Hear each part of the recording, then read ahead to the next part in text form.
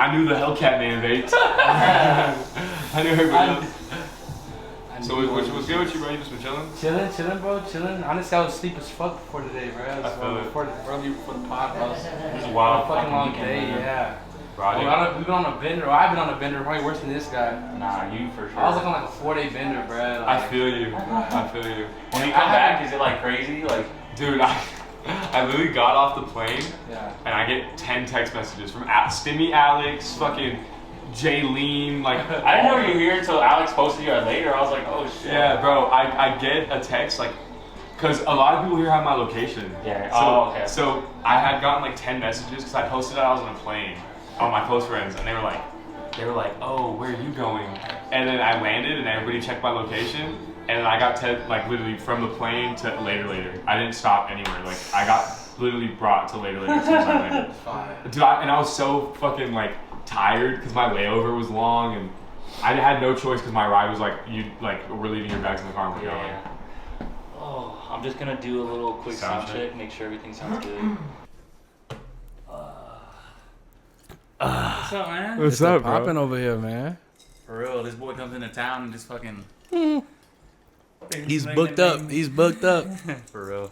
Nah, bro. That's badass, bro. I'm gonna work on not using the word like. What's that called when you have speech? Speech like filler words? Filler words, yeah, filler words. Like how Obama says. Test 1 2. That's essential. Americans. Nah, I'm just kidding. Damn, bro. Episode 51 of The Most Vulnerable Player. A pleasure, man. With Mr. JD. Have you ever released your real name to the public? No, I haven't. Oh, okay. I haven't. Do you want to do that today, or are we? Yeah. Yeah. What's So your name? JD is actually my initials. Okay. JD stands for Justin David. So my last name's Heinrich. My mom's Mexican Italian, and my dad was German. So when my dad passed away, the reason why I go by JD is because when he passed away, my grandpa looked at me in the hospital room and asked me if he could call me JD because that was my dad was Justin David Sr. and I was Justin David Jr. So they called him JD and they called me Justin or Bubba. So yeah, that's how that became my artist name. And that was before I started making music. But when I made my first song and people were like, "What are you gonna go by?" I thought back on that moment. Yeah, so JD. Yeah, JD. Yeah, you said you've only been making music since 2022? Yeah, 2022 was when I made my first song. Damn, bro. I mean, looking at you now, I would have guessed you'd have been fucking making music for at least like 5 to 8 years, bro. Minimum. Yeah, especially I think it helps too, bro, that you already have that like videography and like cinematography and editing background. So your content is just like on a whole nother level too. So I feel like if other artists were able to have that skill set, like I feel like it's just a good combo to have, you know? Yeah, I feel like it was honestly perfect timing. When I joined the Air Force, which I don't talk about really ever, because that wasn't really. Yeah. I think what they offered me and everything I learned was really significant, and the skill sets that I gained and all the job knowledge that I learned was definitely worth it. But had I not joined the military, I don't think I would have ever made music. Damn. It all started so cohesively. I picked up a camera because my homies that I worked with on base, they were rapping. Well, I'm not going to use quotation marks. They actually rap. Yeah. One of them has produced, he currently has 15,000 monthly listeners, and he doesn't have social media. You cannot find him anywhere. Wow. And but his music speaks for itself. And my other friend, I just call him Slime because he doesn't like me saying his name. But yeah, he's from New Orleans, and he makes, dude, it's phenomenal music. Yeah. He doesn't have a single song out. He has over 400 unreleased songs. So I picked up a camera to film for them. And as I'm picking up the camera, they also started letting me rap and make R&B music. So everything literally started in that moment. It was really crazy. Yeah. So you grew up in Stockton? Yeah, I grew up in Stockton, California. Okay. The only thing I know about Stockton is Nate Diaz. So you gotta give me some background on what's Stockton like, man. What was your upbringing like there? So Stockton overall has this very, I don't want to say negative image. There's a lot of good that comes from Stockton. Historically, Stockton was very much enriched by the Delta River because the Delta is this large body of water where it's pretty much main point of entry is in Stockton. So we have the port of Stockton, which we would have a ton of goods being imported, and a lot of import export business was coming out of Stockton. but the history of it is basically the city of Stockton has just gone bankrupt so much, and it's a low income city in California. It's about an hour from Oakland, an hour and a half from San Francisco. And a lot of impoverished families will move from the Bay Area and come to Stockton because it's cheaper. It's a very cheap city in California. So over the years, it just naturally became very dangerous. I grew up in Northside Stockton, and I had two parents, man. I had a good mom and dad. They kept my nose clean for sure. I was never a bad kid. I definitely have friends in those like type of environments, and I grew up around that a lot. Like, one thing everybody from Stockton will tell you is, as much as there might be a gated community in this spot of town, or there might be a nice set of restaurants here, there's really no like safe or nice place in Stockton. And I don't know. We'll see what happens. I have high hopes for the city. I love that place to death. That's my hometown, and there's a lot of good people from there. Like, it's not all bad. There's beautiful places everywhere, and it's got a really good community. There's a lot of history there. Yeah, I love it. Yeah, yeah, for sure. And so, what did you kind of do growing up?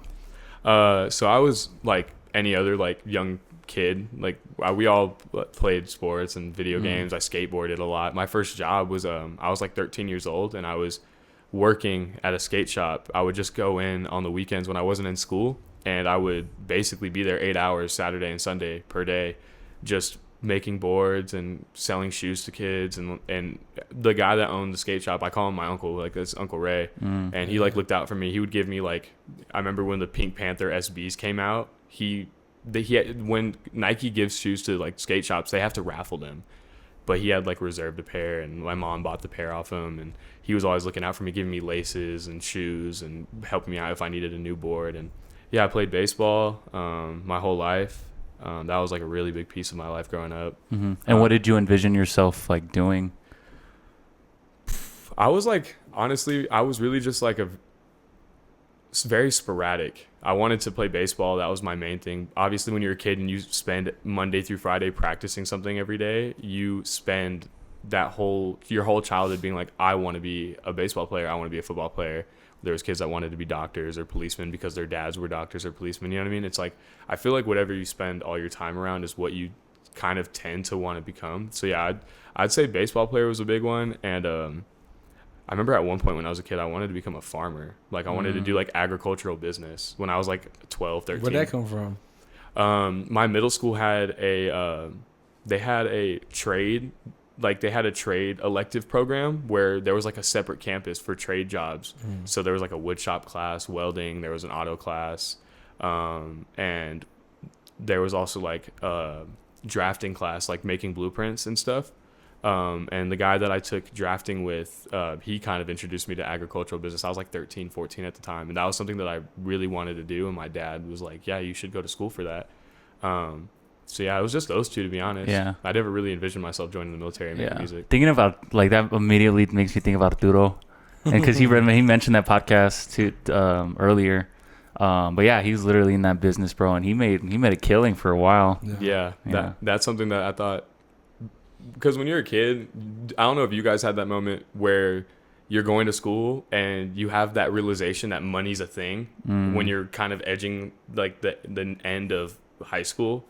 And I just remember being in this like space where I was like, what am I going to do for money? Like, what am I going to do when I leave here? Because I had no intention on going to college. I applied to college, and I ended up like going to a junior college for like a month and dropped out, which kind of, and then COVID, like all of these things culminated into me just joining the Air Force. But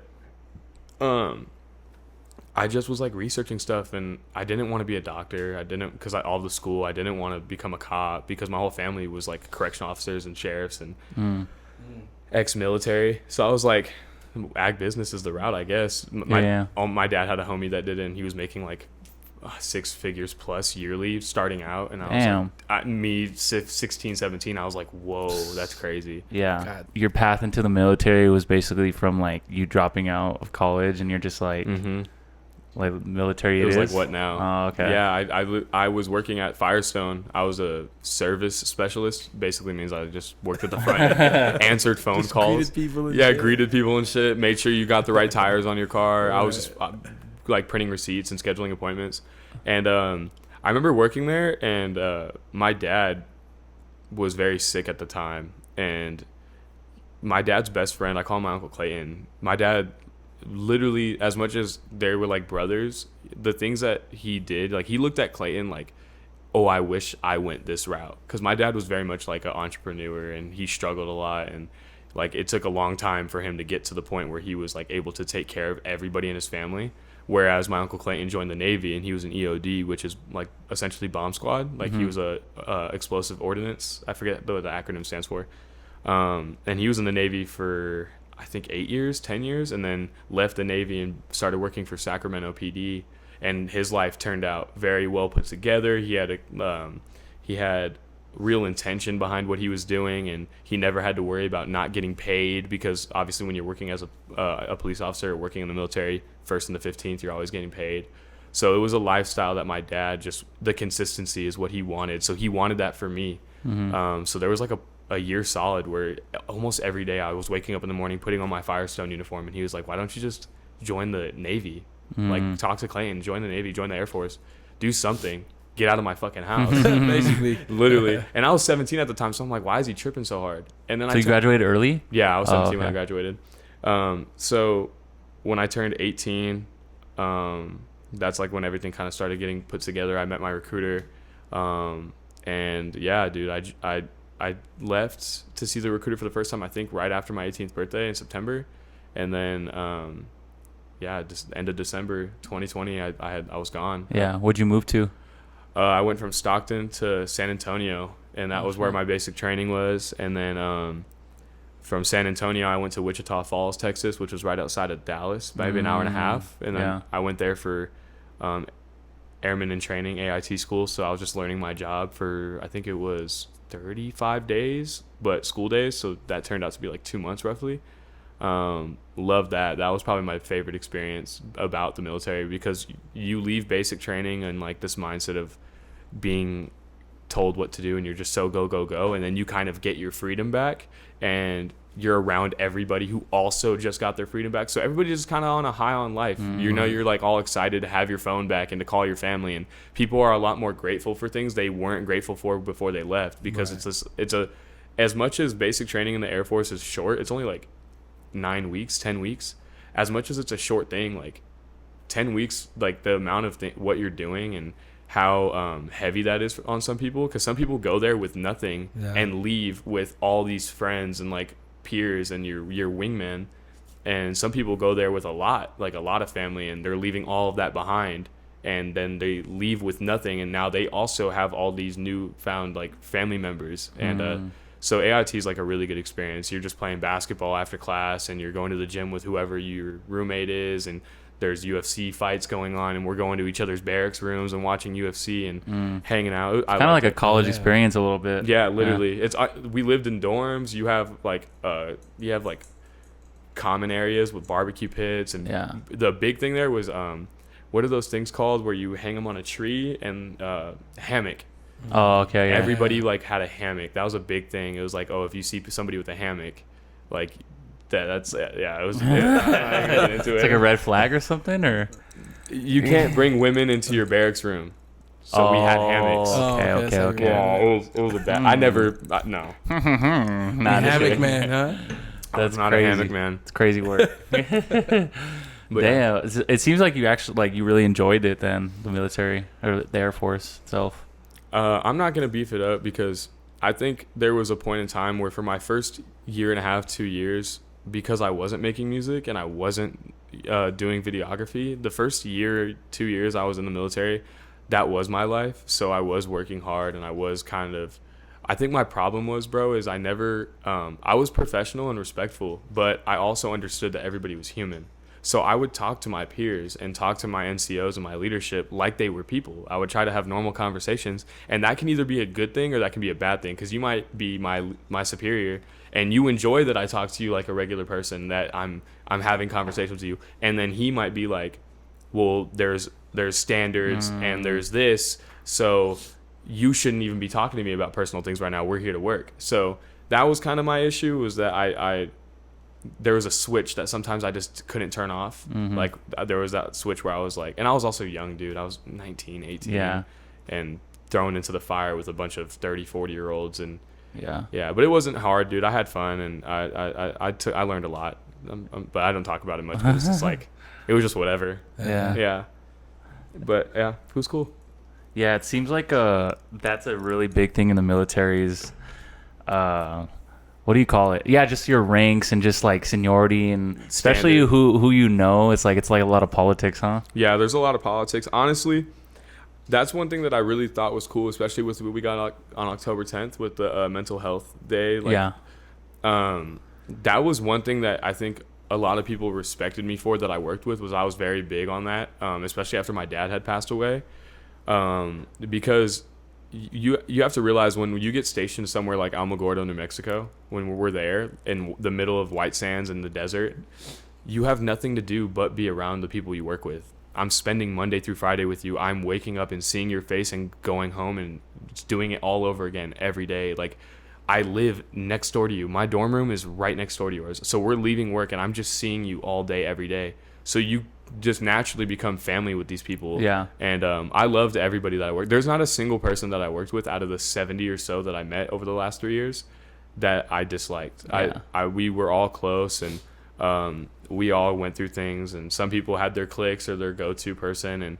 And yeah, I just remember for me when my dad passed, like I just kind of like trapped myself in my barracks room. I didn't leave. I would like shut the lights off and just listen to music and sit in my bed and stare at the ceiling, dude. And I just remember like feeling that low point and not wanting anybody to feel how I felt. And then I realized, like, I feel like that's when compassion and empathy became a really big thing for me, because up until that point I had always looked at things very lightly. I was very much like quit being soft. yeah, Take exactly. like a realist approach. Yeah, very realist approach. And then I had that like aha moment where I was like, no, this is real. Like, there are people that wake up every morning feeling like this, and I'm feeling like this because of X reason, where there's some person that just wakes up feeling like that because that's just how their brain works.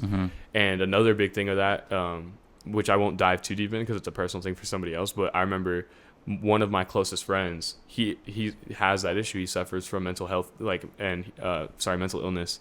And seeing how that affected him and living with him and being there. And so this is somebody that I looked at as like a brother. Like, this is the guy that I was so close to, like, that I worked with and was coming home with every day. And like seeing how that affected him really for me was like, yeah, this is like, that's when I started reading up like self-help books, spending time learning how to cope with like other people's triggers. Like, there were certain things that would trigger him that I had to learn to, as your friend and as somebody that I'm close to, out of respect for you, I have to learn how to handle those situations and how to make sure that I'm not making you feel the way that you feel whenever you kind of go down this like I can't even describe it. It was just a really big moment for me. Like, and I just started reading up a lot and being more in tune with how I felt and how other people's felt. Yeah.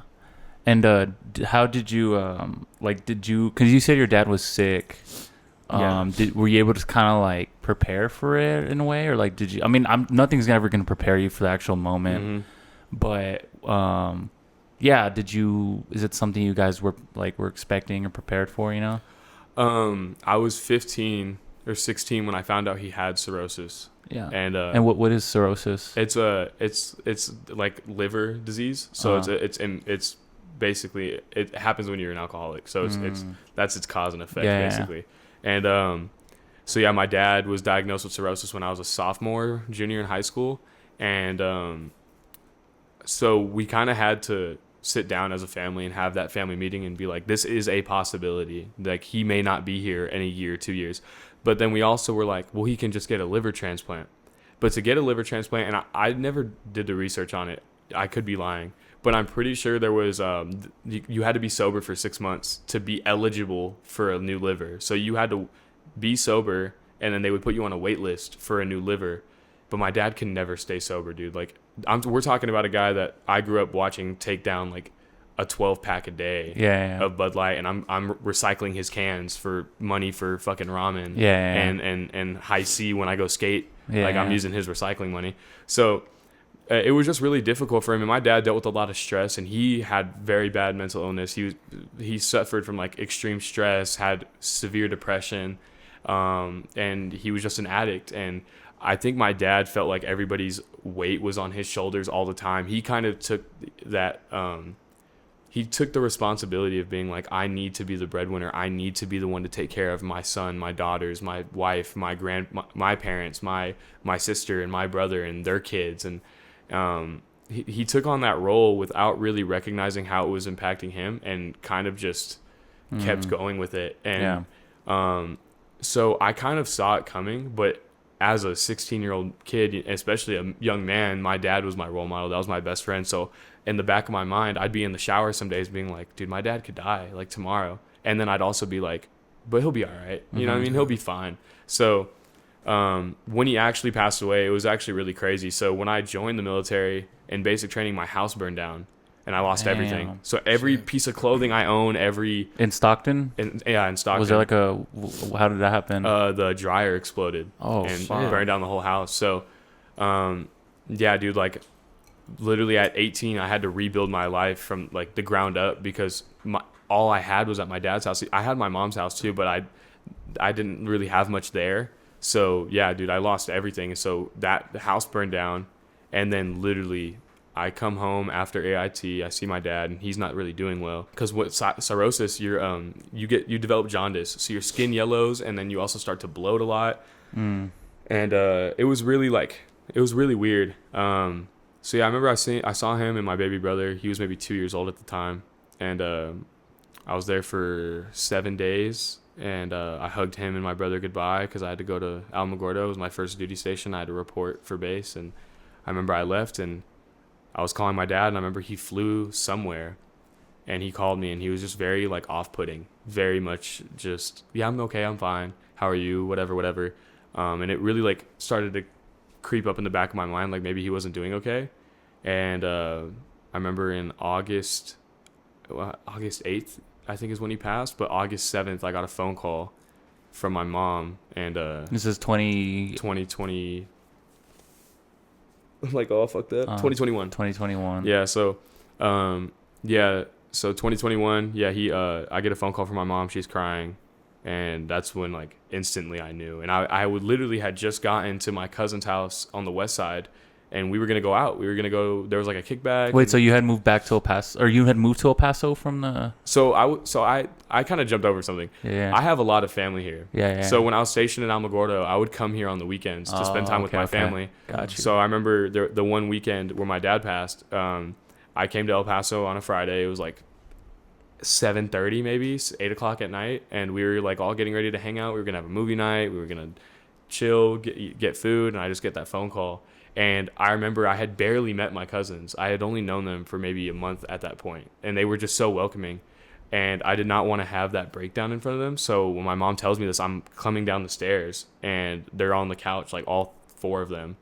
And I remember like, hey guys, I'm gonna go to the garage really quick. And I go to the garage, dude, and everything just dropped. My heart dropped, tears falling down, and I just couldn't believe it. And my first sergeant and all my NCOs called me, and they're like, hey, we're getting with the Red Cross. We're getting your work situation figured out. We're going to get you on a flight today. Like, you need to be gone today. So my cousin Robin's boyfriend at the time, Charles, he ended up really looking out for me. The only flight available was in Albuquerque, because El Paso, like, didn't have anything left. And the flight was at, like, 4:30 in the morning. And like I said, this is 8 o'clock at night. And Albuquerque's, 3.5, 4 hours away? Yeah. So he dropped all his plans and had only known me for 2 weeks. This, like, we're practically strangers. And yeah, he drove me all the way to Albuquerque, and I've got on a flight and said goodbye to my dad. He was on life support when I got there. I landed. My best friends were there for me, and all of my best friend Jamal's family was like waiting downstairs in the hospital. And I walk in the room, and everybody kind of respected the fact that I wasn't home, so they let me sit next to my dad. And it was a lot. It was a crazy experience. Well, I mean, that's like at least being there for the last like moments. Mm-hmm. Like, I mean, yeah, that's heavy stuff, man. And then even like, I mean, not to like put you out there, Vic, but like you went through the very similar thing, like literally like this past year. Oh, really? So sorry to hear that. Yeah, dude, it's just, it's crazy how like life is, but man, yeah, Yeah, it's Mhm. deep, bro. I don't wish that upon anybody, but I was actually just telling her over here, when it happened, it wasn't for some people that might be something like I said where I was going to my dorm room and I was like turning the lights off and coping with it in my own way. But for a lot of people that can be a very destructive moment in their lives, especially losing someone that significant. Because I don't think anybody expects to lose their father at such a young age. You know, my dad was only 44 years old. He was still very much a young man. No, I was young as hell. Yeah, he was young. So, but honestly, like I had like this 3-day rule. So when I went back to Alamogordo and I had to get back to my normal life, like after the 3rd day, I was like, I can't think about this anymore. I can't turn it back. I can't change what happened. I can't blame anybody. And I'm not going to let this be the thing that defines what I do for the next 2 years and how I feel. So I remember just recognizing that. And my sister had sent me a really long text message and she says, I don't remember, I'm going to paraphrase here, but she sent me a text message essentially saying, take this as a moment to develop the personality and character traits that we've been lacking because of everything that was going on in our family dynamic with my dad's alcoholism and his gambling addictions. And she just pointed out, like, this can be an opportunity for you to learn compassion, you to be empathetic towards people. This can be an opportunity for you to do the things that you wanted to do, because I was always doing things to please my dad, not to do it for myself. So that's also like when I started kind of being more creative and artistic, because I'd always been musically inclined. I was in band in school. I was performing at jazz clubs and I was playing the drums, and I was the drummer for my church, and I was always interested in these things. And my dad thought it was cool, but he was never like, I want you to do this. Like, I see you doing this and I want you to continue doing it. It was more of, hey, remember, after you perform at church on Sunday, you have baseball practice. Please be home on time. Or, hey, I know you have band rehearsal for worship on Wednesday. Remember, you need to be up in the morning because you have 5 a.m. workout. So it was like I was doing something that my dad thought was neat, but he never saw it as like what it is now. You know what I mean? Yeah. So my sister sent me this long paragraph, and she was like, take this opportunity to like be you, dude. Like, finally live for yourself. I always thought, like, because I was named after my dad, I had to be my dad. So it was and that was something he used to always tell me. Like, whenever I got in trouble or fucked up, he would look at me and be like, what's your name? Yeah. And I'd be like, Justin David Heinrich. And he'd be like, what's my name? And I would say his name back. So it was almost like we were kind of imitating each other. Yeah. And it was a weird thing, but yeah. And how did you because you say you have that 3-day rule, and I'm sure like it really, like, you're able to, I mean, probably like get back into your routine and stuff, but with the long term, like, just like effects of like experiencing that, like, what's the advice you'd give to someone who maybe is going through the same thing or something similar, of how to really just not even get over it, but just kind of, learn to accept it, and eventually just get to that place where they can like just move on, you know? I think my best piece of advice would be what really helped me is enjoy the little things. That's such a common phrase, and it's something you hear all the time. But when that happened, that's what kicked it into reality for me. I was enjoying those like long, inconveniently long drives, because it was the one time a day where it was quiet and I can enjoy silence. Silence is a beautiful thing. So I started to learn how to enjoy the silence. I started to learn to like not neglect the negative things that happened with me and my dad. I started to take those as learning moments, as opposed to just, why did this happen? It was, okay, how did this happen and what can I do about it? I would just say, look forward, give yourself something to look forward to. I was looking forward to the next time I could go home so I could spend time with my family that was still there. And I just think it's being able to find your lane. For me, that so happened to end up being music, and that ended up becoming a really big thing. And I know for some people, it's, you know, creating what you're doing here, or it's just diving into something that they didn't normally ever give time to. So I don't know. The 3-day rule for me was almost basically just like, in 3 days from now, something else in my life is going to happen that's going to take over what already did. So in 3 days, I'm going to have other things to do. Just because this happened doesn't mean my life stops. I still have to go to work at 7 a.m. I still have I was taking a college class online at the time. I still have coursework to do. I still have family to go see in El Paso. I still got to go to the gym. I still got to do all these things. So life doesn't stop. So just give yourself something to look forward to. Yeah. Yeah. And how long did it take you to make that like mental transition? I'd say probably like 2 weeks. 2 weeks after he died, that's when I was like, okay, it's time to really like lock in. Right. Because I was getting, it felt like everybody was calling me and telling me how it affected them, my aunts and my grandparents and my stepmom at the time. And I was never calling people and telling them how it made me feel. I felt like everybody else was kind of just like calling me and telling me what was going on. So I just realized I'm already handling everybody else's emotions and how they're feeling. And I feel like I'm okay. It's just time to move on. Like, it's nothing else is going to happen. And I'm also very religious. Like, I feel like Jesus played a huge role in my transition. And it was like a waking moment for me. So, yeah, for sure. Damn. And so you end up, so how long were you in the Air Force for?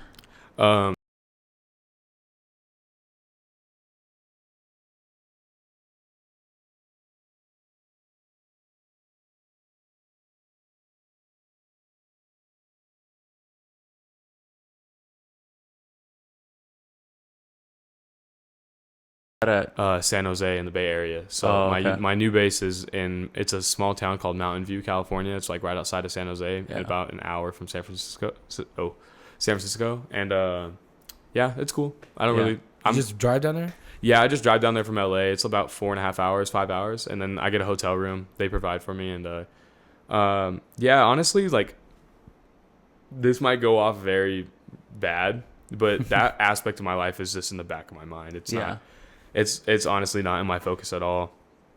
I'm going to college now, and I'm taking this music and media full time. I think the military is just something that's kind of more of a foundational piece of my life now. It's not something that I'm very much like super passionate about. There was a point where I was, but not anymore. For sure. Yeah. So now I'm going on this was year 4, so in January it'll be year 5. And you're 22? 22. 22. You just turned 22 like a couple Literally weeks ago, 2 weeks right? ago. Yeah. Yeah. What's your take on like the military and mental health? Do you think they're getting better? They're getting better. They're getting better, but it definitely depends on where you're at, who you're with. You can be in the middle of nowhere and have the best leadership ever, and that's your family, and they're keeping you like on the straight and narrow, and they're making sure that you're okay. Or you could be in the middle of nowhere and have the worst leadership ever. So now you're in the middle of nowhere with people that you don't like and a job that you don't want to go to, and you have nowhere else to go.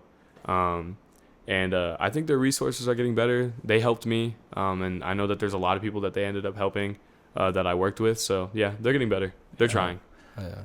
Yeah. And so what was your job? No, because you said you would drive from Alamogordo to El Paso. Did you live in El Paso for a while after? Because I mean, you were doing a lot of like work here. Yeah. So I say I lived in El Paso because I practically was, dude. Yeah. Like I was staying with family here 4 days out of the week, where I had work in Alamogordo Monday through Friday. But when I started working for Madhouse, I was here Thursday to Sunday. So I would get here Wednesday night and stay with my tia Josie or stay with my cousin Maylene, and I'm just at their house, and I would literally, this is how my days Thursday to Sunday would go, especially Thursday and Friday because I still had work in the military. So Thursday I would go to HQ and do my work as a photographer, and I would get there at 10 p.m. and I would leave at 2 a.m. I would drive either back to Alamogordo and get home at 3:30 in the morning and wake up for work at 6 a.m. Or I would drive to my cousin's house and I would stay at their house and wake up at 5 a.m. and drive to Alamogordo and get to work at 7. And I would get off of work on Friday afternoon at 3 p.m. and come right back to El Paso and then just stay here till Sunday. And then I would work Sunday fun day till 2 in the morning, drive all the way back to get up for work at 6 in the morning. Damn, yeah, bro. I was doing that for 2 years. That's insane work. Yeah. How did you come across like getting the Madhouse gig and all that? So when Louis had put on the Kodak Black Show, he had hosted a competition for local artists to open up. So I ended up submitting my name on the voting poll on Facebook, and I posted on my story. And it was around this time where I was making TikToks, like military related TikToks, and I had recently gained like 20,000 followers on TikTok. Oh shit. And I posted it on my story on Instagram, and I made a video about it on TikTok, and I ended up getting like 500 votes in the span of 24 hours. Damn. So I was like, I think I was the number one person on the poll, and not even being from here. And this was before I had any friends. Before I started working for Madhouse, I didn't know a single person in El Paso that wasn't my family. Yeah. So I had all these votes that were coming from like California and Arizona, like people that aren't even from here. And yeah, so I ended up performing at the show. I met Louis. That's how I ended up meeting Cyrus. That's how I ended up meeting Nick and all them. And I didn't get the gig. I ended up losing. They did enjoy the music though. It would be weird for me to open up for Kodak Black. My music's not tailored towards that at all. Yeah. So yeah, I ended up meeting them that way, and then I followed Madhouse, and then 2 weeks later, Louis had posted that he was looking for photographers.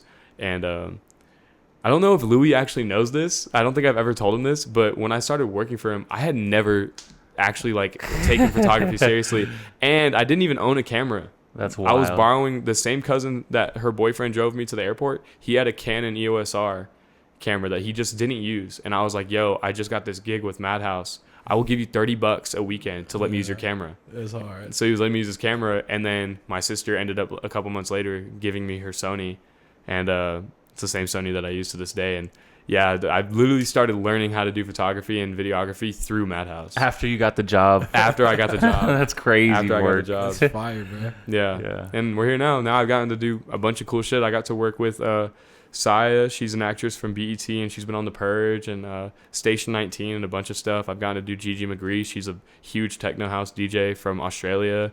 I've gotten to do Group Chat, which is hosted by Gesture, who's one of Insomniac's guys. And I got to shoot for this company called Bad Apple Records, who throws these underground raves in the Bay Area and in LA, and they're all good friends of mine from when we were younger. And through Seb, I don't know if you know who Life of Seb is on Instagram, but It sounds familiar. Seb, yeah, so right now he's on tour with Peso Pluma, and yeah, he brought me on as an assist for a shoot with Tito WP, who's one of like Peso Pluma's artists, and I got to do a shoot with him, and yeah, it's a surreal feeling, dude. I'm starting to work with people that are actually in the scene, like that are actually doing it, and it's really cool. And especially when I do photography for DJs who are performing at Academy LA or performing at a festival, and I'm on stage in front of 6,000 people or 1,200 people in a club, and I'm getting to do that. It's so cool, and I love it. It's For sure. take it very seriously now, but yeah, That's hard. yeah, it was fire, dude. That's crazy, bro. How you just started with photography and then just fucking just kind of maneuvered your way in there, bro. Yeah, I'm trying to find a way to, I guess, find balance in it all, with photography and music, because I do notice that when I do DM artists to say, hey, I do concert photography, freelance videography work, recaps, all that type of stuff. When I reach out to them and they go through my Instagram and they find out that I make music, it's kind of like a conflict of interest, because yes, I do provide a not decent, but I think my photography is getting really good actually. But I do provide a good service, but it's also like I'm making music, so I could be seen as just this kid with a camera trying to get into this room. You know, like I've reached out to R&B artists and rappers from LA, and like I'll just get left on scene, and I'm pretty sure that's the main reason. Because I have my Shot by JD page. I was gonna say, is that why you created a Shot by JD? Yeah. Yeah, I created Shot by JD because I figured out that also I just wanted to separate the media side of me from the artist side, because I take my artist side so much more seriously. And I posted a story recently where I said I thought that a lot of people that followed me didn't take me as an artist seriously, because almost everybody that follows me knows me in real life or has met me in real life. Yeah. And it's a strange thing. I'm sure you guys feel the same way with how you guys have the podcast, and people don't see the hour it takes to prep or the 4 or 5 hours it takes to edit. People don't see the intention behind it or what you want to do with it. They don't see what goes into those events you do at the Neat Collective. They just know you, and they know you. And I think when people look at my music, they're not seeing the $500, $600 I just spent to get this song done. They're not seeing the 3-4 days I'm sitting in my room creating melodies and singing. They're not seeing the 12-hour studio session that I just got out of to make this song. 100%. And they're not seeing all the money and time and like blood, sweat, and tears that I put into this. And I do take it seriously. Yeah. I take my writing very seriously, and I want to make music that feels timeless. I want to make music that has people listening to it for a long time. And I want to make music because I love music and I love what I create, and the process of it. I respect the craft. I respect the art form. I respect everything about it, and the history. Like, I'll sit, like, I'm going to college right now as an audio engineer major. I'm receiving a bachelor's in music. I'm going to school taking music theory classes. I'm taking creative writing. I'm taking like communications class so I can learn how to speak in public and be in big crowds. Like, these are things that I have to take, but I could also decide to take other courses. I didn't have to take audio engineering. I could have fucking done business, but I wanted to learn about it. I wanted to learn, like, I wanted to learn why certain frequencies make people feel a certain way. I want to learn what rhyme schemes can have an effect on somebody. I want to learn how to build a world inside of a song. I think Frank Ocean's really good at that. Right. Which is why I even took the creative writing class. I could have taken a basic English class, and I was like, no, I want to take this. And in the first 3 weeks, I was like, already seeing a difference in how I was writing my music, because when you listen to it, or not listen, but when you read a short story or you read a book, you can visually see the world that the author is building. You can smell it, you can touch it, you can feel it, you can see the characters' faces. And I almost want to start trying to do that in my music. I want to start world building and creating this visual effect in your mind with nothing but audio. Which is like why I hope people start paying attention to what I'm saying in my music. Yeah. I feel like when I post a snippet on Instagram, they're just hearing the song and scrolling. Yeah. You're not paying attention to what I'm talking about. Like, yeah. Frank Ocean, like, dude, his music's literally insane. Like, the storytelling is phenomenal. It's literally unreal. And that's somebody that I take a lot of inspiration from. Him. I love listening to old school music like Aretha Franklin. I love her to death. Marvin Sapp is a really big one. I really like Michael Jackson. I grew up listening to Michael Jackson my whole life. Every album I've listened to back to front. That's my guy. Yeah. Prince is a huge one. Dude, it's just like too many to fucking remember. There's so many levels to music that I don't think people really understand. Though I got a glimpse of it when I was in the studio with Cyrus. Even just from like I didn't realize how much the audio engineer actually does. Like, you were with that's Gabe? insane. Yeah. Yeah, Gabe's a fucking phenomenal engineer. I love Gabe's my engineer. Even though I live in LA, I send Gabe my stems. Wow. Yeah, he's great. Yeah, it's a lot of work. Everybody has their own unique process. I've been in the studio with Cyrus. We've made music together. And I think some people go in naturally being able to tell a story without having anything pre-written and just punch in lines and make a really nice record. And then there's people that spend days, months creating a song. Is that my phone? Yeah, it is. Sorry, guys. No, you're good. But yeah, there's some people that will take 3 months to write a song because they want it to be perfect, you know? And I think it's crazy that EQing, making sure the compression is right, making sure that everything's in the correct key and BPM. And it's even one thing about Gabe that I love is he's not just your engineer that's pressing record. He's a part of the process. Dude, he's so involved. Mm-hmm. Like, he'll give so many suggestions, and like, I didn't realize you'll say the same line like 3 or 4 times.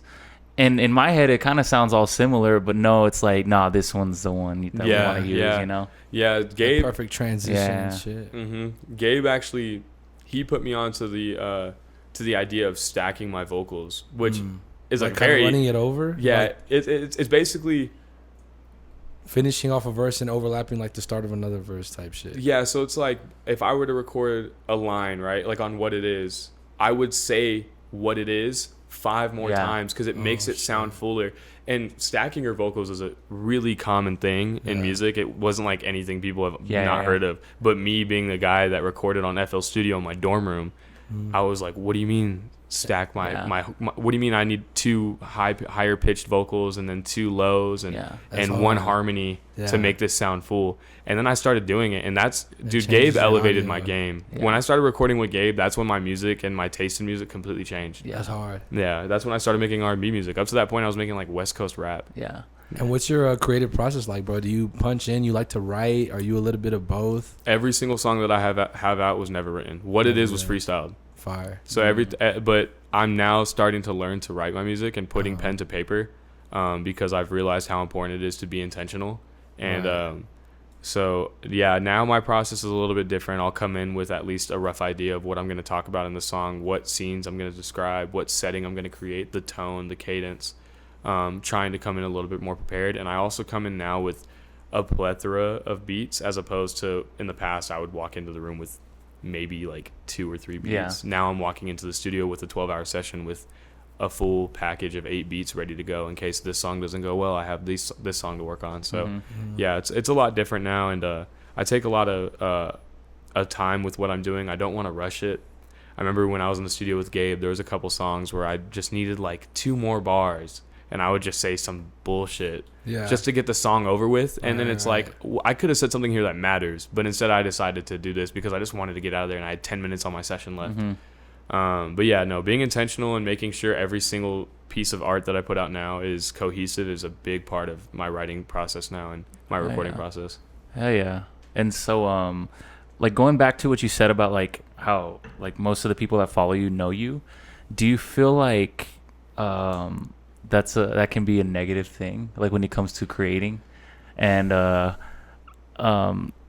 because I feel like we talk about this all the time, like, because you made it a good point, like people know you, and like they see one of your songs on Instagram or something, they just see JD, like they just see you, and but you said right on the money, like there's so much like things that go behind the scenes that people don't realize.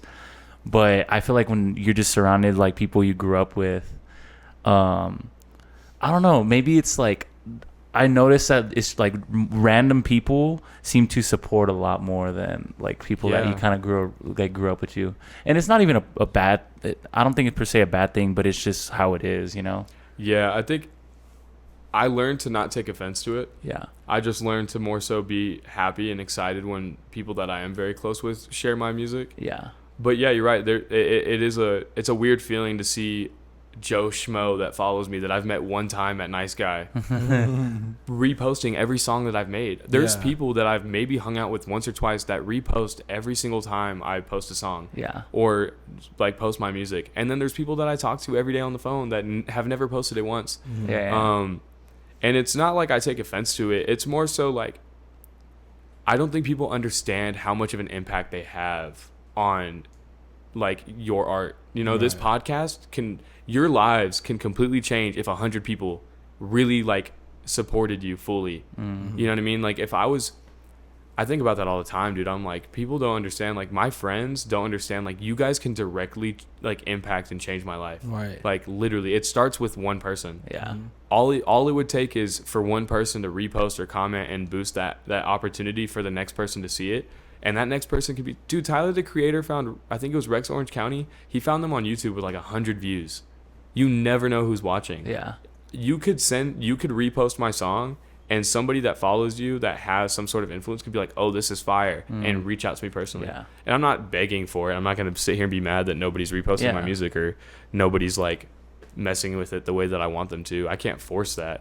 But that just means when the day it comes and I do make something that everybody really likes and they're showing love to, then that's how I know that I did something good. You know what I mean? Because I've been doing it for so long now where it's like I know what reaction to expect and what may be unexpected. Yeah. I think the day where I have a song do not necessarily viral, but just do well online, when that day comes, that's going to be such a like surreal feeling. It's going to be so fire. I'm looking forward to it. Right. It's fire. And you're right, because it's coming, bro. Especially like it's inevitable. You keep putting in the time. You keep it's easy to get discouraged about it, but I feel like one thing that has really helped me is kind of like, and it happened when like we met Eddie, just having a little bit more faith, bro, because I was looking at things at a very how would you say it, what's the word? I want to say realistic, but I don't know. Like it's just, yeah, Just I being was very hard on yeah, ourselves, yeah, bro. for Like, sure. Yeah. But I think ever since like I feel like meeting Eddie, it's just like no, like if you put that into that energy into the world and you put your faith into that, dude, it's just like the world's gonna pay you back, bro, at some point. Yeah. Tenfold, bro. Yeah, exactly. Yeah. Did the battery die? Yeah. I'm gonna change it real quick. And this kid's got an amazing voice, like crazy singer. Yeah. And he was like, we were in a session together and I was singing and he walks into my session. I'm not knowing he's there. I walk out of the booth and he goes, yo, your voice is crazy. He went in there with no like previous bias of who you are, like you know what I'm saying? Like he just hears good music, bro. And that's the downfall of people knowing you is I feel like they make that connection of like, oh, it's just JD, or you know what I'm saying, or like vice versa, even with us, like, oh, it's just Diego and James. Yeah. Like they can't make that In connection. fact, to it's Diego and appreciate- James. How come I haven't been on the podcast? The Yo. fuck? I know. Literally. And literally, you go back and you're like, dude, there's not a single like on any post. Like, Yeah. Dude. y'all just followed us today, as a matter of fact. Like, One thing, this is going to sound so like crazy. I don't look down on anybody that makes music in El Paso. I am literally nobody. But I hate when I see people that aren't putting in nearly as much of work as I'm putting in, and or just as much work as they should be putting in for themselves.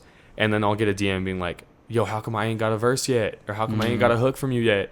It's like, bro, like you don't even have a single song out. Yeah. And it's like, I'm not gonna charge for a feature. Like I said, I'm nobody. I'm not gonna charge anybody for a feature. But it's like, I'm not gonna make a song with somebody that doesn't care about it and is just making music because they want to look cool. Yeah, I'm not right. making music to look cool. I'm making music because I love this shit Yeah. so much. Like, I could give a fuck if I go to a club and I'm fucking in a booth and there's mad people that know who I am there. That shit that means nothing to me. right. What means something to me is somebody playing my song at their wedding, Yeah. or somebody like having my song be a part of like this moment in their life. Somebody Right. listening to my song before a fucking baseball game or going to the gym, and like Yeah. stuff like that is what's cool to me. Driving with their significant other on a road trip and they're bumping my album. That's Type that's shit. the shit that I want to fucking hear. I don't want to go to a club and get free bottles because I'm this person. Yeah. Right. Yeah. For sure.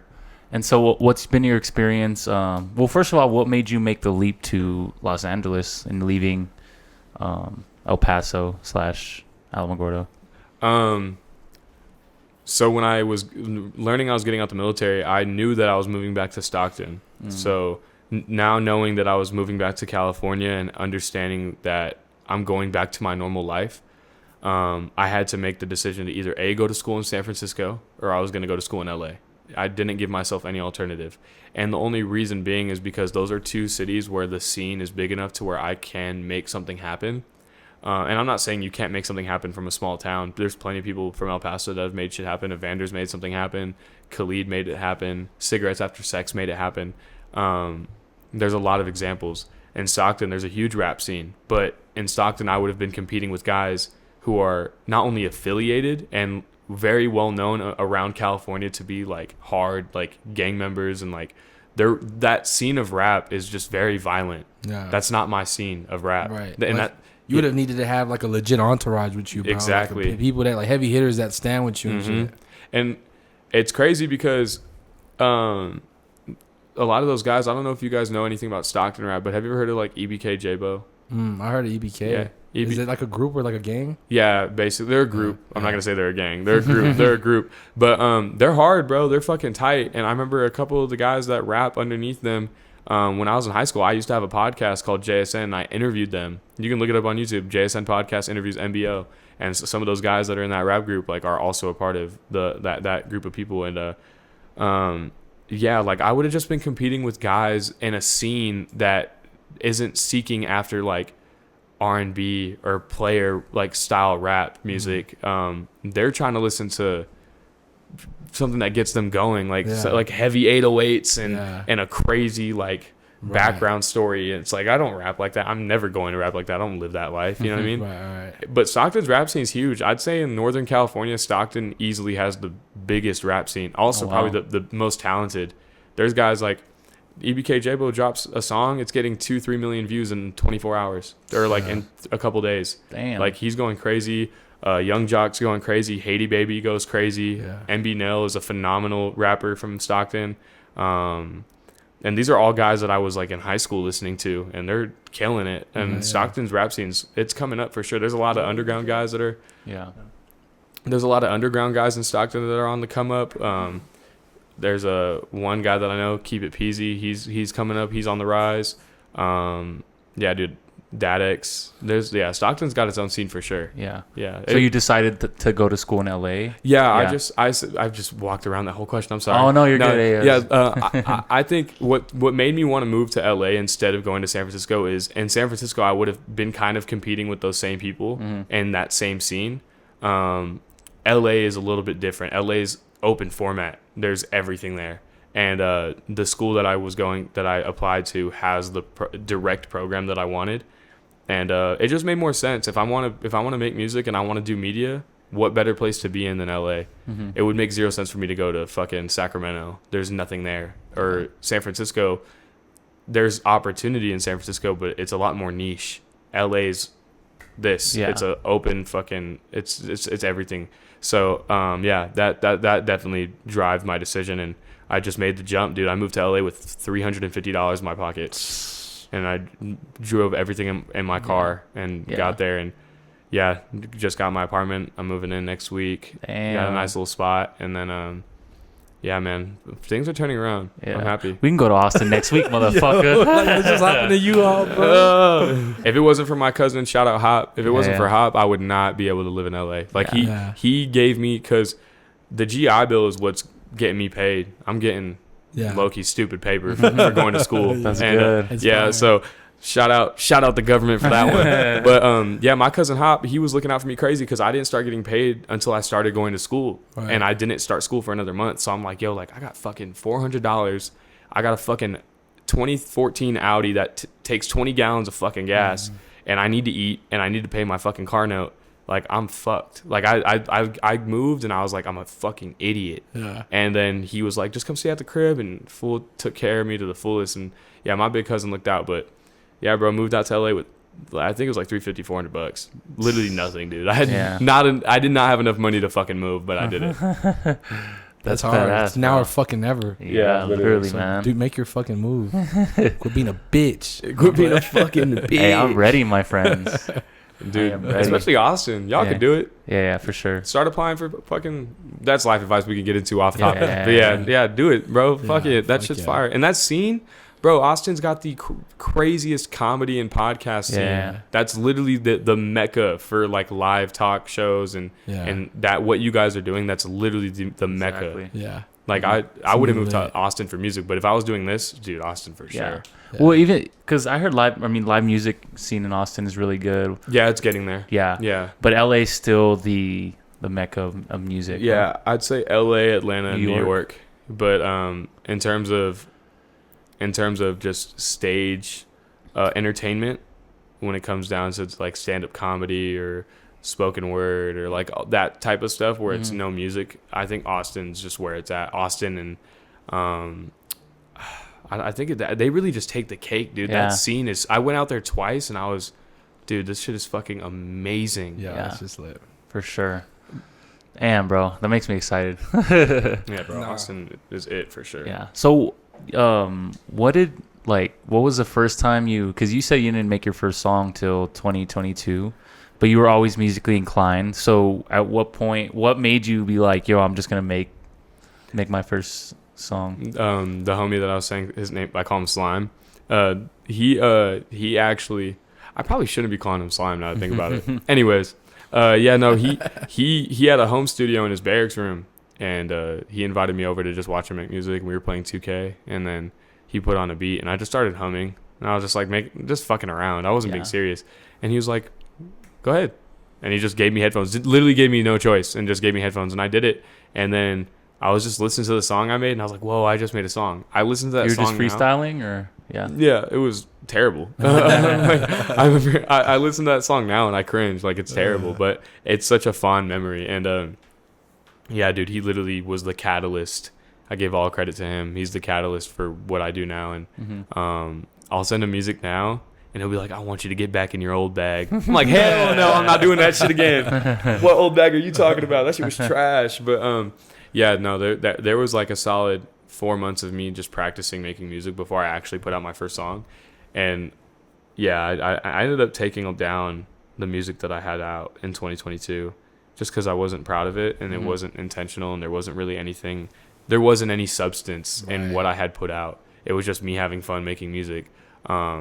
So it's still on SoundCloud though. Yeah. SoundCloud was the one place where I was like, I'm never taking music off of SoundCloud. I'm always going to keep it there. Yeah. Because that's like my archive. That's like my little archive. And when did you realize that you wanted to take it serious?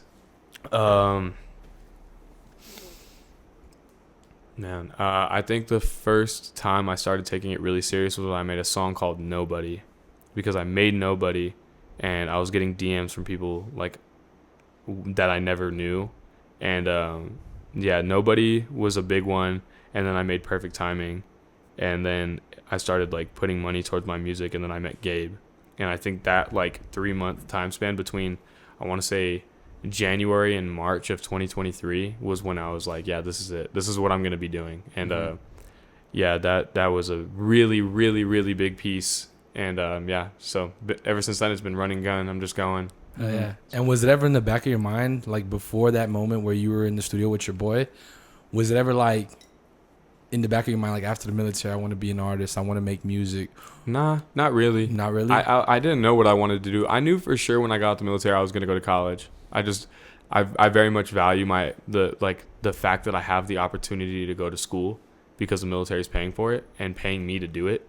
So I'm like, it would be dumb of me to just throw that away. Right. You know what I mean? Like, I think we're in a time right now where you'd actually need a degree. There was like, when we were growing up, we knew a ton of people that never got a degree and were fine. I think we're in a time and place right now where like getting like an education in anything is so valuable now. So yeah, I was like, it would just be a waste if I just didn't go to school. Right. So yeah, I always thought I was just gonna go to college. I didn't think I was gonna make music full time, but here we are, making music full time and going to college. And what was that? It was just like the simple, like, was it the fact that you just enjoyed it? Like you just had fun in the stew? Yeah, I just had fun, bro. I remember being in high school and my friends were like SoundCloud rappers back in like 2016, 2015. And like we were all in high school just having fun, and they were all making SoundCloud rap, and I used to beg them. I used to be like, bro, please let me go to the studio with you. Like, I want to have fun too. And bro, like back in high school, I had a fucking Bieber cut. I had braces. I had a squeaky voice because I didn't hit puberty till I was like 16, 17. And I remember just like, they were always just like, nah, like next time. Never. No and way. these are like my best friends too. Yeah, like, It's crazy. yeah, my dogs. That's But yeah, so I ended up never recording anything until that day in on bass. But yeah, I was always, playing the drums, and I sucked at school band because I never actually learned how to read music. I was just playing things by ear, which they hate. And I was also not like the best, you know what I mean? But when I was interested, like when I started playing drums for the church, like that stuff I was like actually good at. Like those were things that I was naturally able to do. And what was your first live performance like? Dude, it was at a bar in El Paso called Lucky Dog. Dude, I've been there. It's like right down the street. Yeah. It was at Lucky Dog. It was my first performance. I didn't know anybody. It was through Ill Music, and I performed a bunch of terrible songs that will never see the light of day. But How'd you feel like going up there and... Dude, I felt so fucking nervous. I looked like an idiot, dude. I fucking came. It was a rap show, bro. I showed up in bell-bottom slacks and a fucking wife beater and a comb over. I looked crazy as fuck, and I had the best time. But That's fire. yeah, looking back on it, I was so nervous. This guy named Isaiah Moore, who's a good friend of mine. Yeah. Isaiah Moore is a good friend of mine now, but I looked at him like he was the big dog in the room because he came in with like 30, 40 friends from Fort Bliss. Yeah. Brought a bunch of homies, and he was the headliner, and he was so cool. He had fucking sunglasses and a flannel on, and I came in looking like a bum, and I was like, fuck, this dude's the shit. And he got on stage, and people had their phones out and were singing his songs. People knew his lyrics. Yeah, that's fire. And I remember after the show was over, I was like, yo, I would love to make music with you. And Isaiah was like, yeah. Walked out the fucking building, dude. But no, we're actually hella cool now. Like, he's fucking a phenomenal guy. I love Isaiah. He's a great dude. Yeah, I don't think we haven't met him in person, but we've exchanged some some words for sure. He seems like a really cool dude. Yeah, he's the shit. Yeah, Very. I never met him officially either, but then one of the homies, I actually sold him an Audi at the dealership. His name is Colin. He boxes, bro, and he was the one that was telling me about him. He was like, yeah, that's my homie, man. Like, you should put him on the pod and shit. Mm-hmm. So yeah. Speaking of boxing, shout out your homie, the MMA fighter. Oh, Vic. Yeah. Hard, dude. Because I do jiu-jitsu. I have my blue belt in jiu-jitsu. So like when I see Vic like doing his thing, I'm like, he's fucking talented, bro. Yeah, he's crazy. Sure. So shout out Vic. Yeah, maybe you can go to his next fight if you're. I would love to. It's on the 26th. Oh no, that's October 26th. Yeah. I would love to, bro. He's doing fire. the CFC one. Yeah, for sure. Future UFC champ, bro. I mean, bro, he has all the tools, man. Yeah. Fuck yeah. Like, and even just his personality, he's got everything. He has the swag and shit. Yeah, he might be the next Mexican, hot shit around the UFC. Yeah. They gonna see his the MVP podcast one day. That was the first podcast he did. So, dude, he's got. You know what I did? That's one of the episodes I watched. He's just got a really good mindset. Yeah, and he's really driven, and he's fucking like. He's about it, bro, and he cares. So I fuck with Vic. He's doing it right. We've never talked in person, but yeah, I'm sure you'll meet him. Hopefully on the mental health day. Hopefully. I feel like everybody's gonna come out for that one. So, damn, I was gonna say something. Oh, so what was like your experience in the nightlife like? Because you were doing it pretty hard, bro, Thursday through Sunday. Yeah. So like, what was that like? It was cool, bro. I think. Everybody kind of just knew me as a photographer. I wasn't the guy that made music. I was the guy that took pictures for Madhouse, and it was a cool experience. I got to make a lot of new friends. I met so many people that way, and some of my closest friends now are from that experience. And it was cool. There was definitely some weekends where I was walking in, and I'd be like, "Fuck, dude! Like, I don't want to be here." And especially because I had other ambitions and. To walk into a bar and hear the same music and see the same people and do the same fucking thing, like it definitely got repetitive. But the one thing that made it for me was the people. Seeing that new person walk in and chatting it up with them. If there's one thing about the nightlife here that I really enjoy is I've never had a bad experience like going to work, and I've always enjoyed the people. In terms of the city of El Paso, there's nothing like the people here. Mm-hmm. In LA, you will never get that. In Austin, you will never get that. El Paso, in terms of quality of people, they got it. How would you describe it? Like just the people. If I had to build a setting as to why I feel that way, I would say meeting somebody from El Paso and being introduced to their friends or their family is like the equivalent of walking into a house where you don't know anybody. And as soon as you walk in, you feel like you've known them for years. And there's food for you there, and it's warm, and there's a fucking game or a fight on the TV, and everybody's fucking cheering and having a good time, and you're sharing memories with people that you just met fucking 10 minutes ago. It's like, it's that feeling of like, I don't need to know you, but I get along with you. Right. And I've never not gone along with anybody here. I love this city. It's like the cultures everywhere else is a lot much more like of the intimidation factor. Mysterious. Like, right. Like we already have our group, like, kind of stay away kind of mentality. Yeah. No? Mm-hmm. I feel it. Yeah, sure. No, I agree with you. Yeah, that's kind of wild, dude, because you have like your personality is like, you have a big personality, and it feels like you can make friends really easy. Like, you're just comfortable, bro. Bro, like, literally, the first time we had exchanged, like, words on IG and stuff, but we had never met in person. Then I seen you at Nice Guy. Right. And then it's just like, yo! That was so natural, bro. Like, what's my episode? Type shit. I was that one guy. No, but, like, that shit worked with you, bro, because it was like, you definitely, like, you just, the energy just came off. It felt real, like, you know what I'm saying? It was genuine, bro. For sure. Came from a good place. Me and him kicked it off on Sunday. That shit was fire. Me and him had a good time. For sure. Dude, I love I don't know, I think I just love people. I get that from my dad, for sure. I'm gonna just leave it at that. I get that from him. I get definitely that extroverted mentality, personality trait. I feel like I don't want to be the center of attention, but I want people to feel welcome when they're around me. So I love like when people walk into the room and I don't know you, but you're with people. I know, like, you were there, right? And he came up to me and dapped me up, and I was like, what's fucking good, bro? I dapped him up, fucking brought him in, and was like, that's how I want to be. Like, I'm no better than anybody in the room, and I'm nobody special. Like, I want everybody to feel welcome when I'm around, and yeah, I just love meeting people, bro. For sure. Yeah. It's just gonna take you far. bro. love life. Nah. And so we actually have a lot of, not a lot, but we have a very special upcoming event that we're actually collaborating on. Mm-hmm. October 10th, I'm flying back World Mental Health Day. out. So get your head right. Yeah, for sure. It's gonna be exciting, man. I think you haven't been to NEEP yet, right? I haven't been No. to NEEP yet. This is honestly a show. Like once I film this next snippet, like this is gonna be the first show where I really push hard. Mm-hmm. If you are not doing anything on October 10th, I need you to be at the NEEP Collective because we're gonna have a fucking ball. I'm gonna play some of the best music that I've ever made. We're gonna talk about really important topics. We're gonna welcome each other. We're gonna have a good time, Yeah. and we're gonna make everybody feel loved and cared about. And it's gonna be an open space for everybody to just come and have fun. So yeah, 100%. I'm looking Yes, forward to sir. that Gonna for set sure. any better, man. Yeah, Mm-hmm. and come get a workout in too. Oh, for sure. Nah, Nah, gonna we work out gonna, into. we gonna be sweating. We gonna be in that cold plunge. You're gonna be moving and grooving, baby. Yeah, for sure. I might jump in that cold plunge before I go on Bro, stage. that's gonna be a It's gonna get you right. yeah for sure. Mhm. Have you done one? Yeah, me Dang. and my cousin actually just bought one for the house in Huntington. Damn. Oh, dude, I did the cryo freezer. You ever go to the UFC gym and they have that freezer? I did that, bro.